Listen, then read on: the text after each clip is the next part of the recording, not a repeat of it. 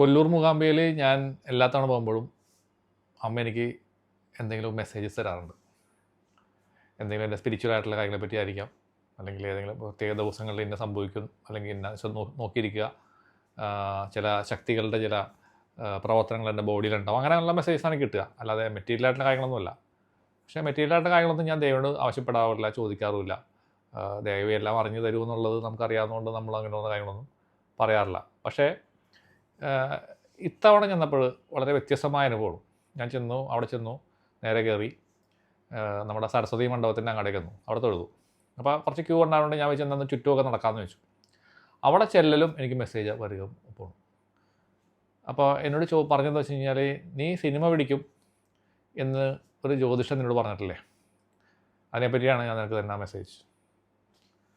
പെട്ടെന്ന് ഞാൻ ഇങ്ങനെ അത്ഭുതപ്പെട്ടു പോയിരുന്നു. കാരണം നാഡി ജ്യോതിഷൻ നോക്കുന്ന ആൾ പറഞ്ഞിട്ടുണ്ടായിരുന്നു സിനിമ പിടിക്കുമെന്ന്. പിന്നെ വേറെ എൻ്റെ ഒരു സ്പിരിച്വൽ ടീച്ചറുണ്ട്, ഒരു ജപ്പാൻകാരനായിട്ടുള്ളൊരു ടീച്ചർ എനിക്കുണ്ടായിരുന്നു പണ്ട്.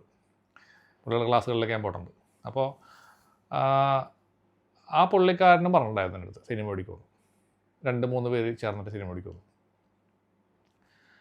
പക്ഷേ ദേവി എന്നോട് പറയാണ്, അത് നീ ഉദ്ദേശിച്ച പോലുള്ള സിനിമയല്ല, നീ യൂട്യൂബിലാണ് അത് ചെയ്യാൻ പോണത്.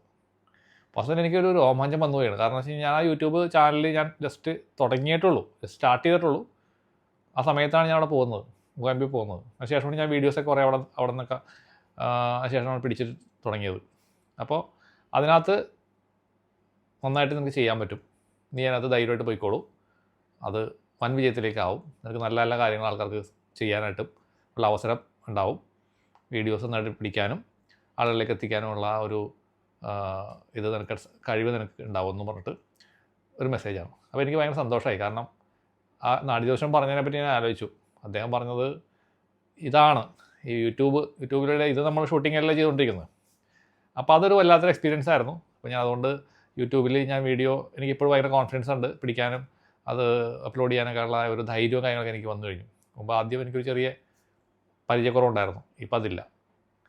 അപ്പോൾ അതേപോലുള്ളൊരു മെസ്സേജ് ദേവി എനിക്ക് തന്നു, അതിപ്പോൾ സംഭവിച്ചുകൊണ്ടിരിക്കുന്നു.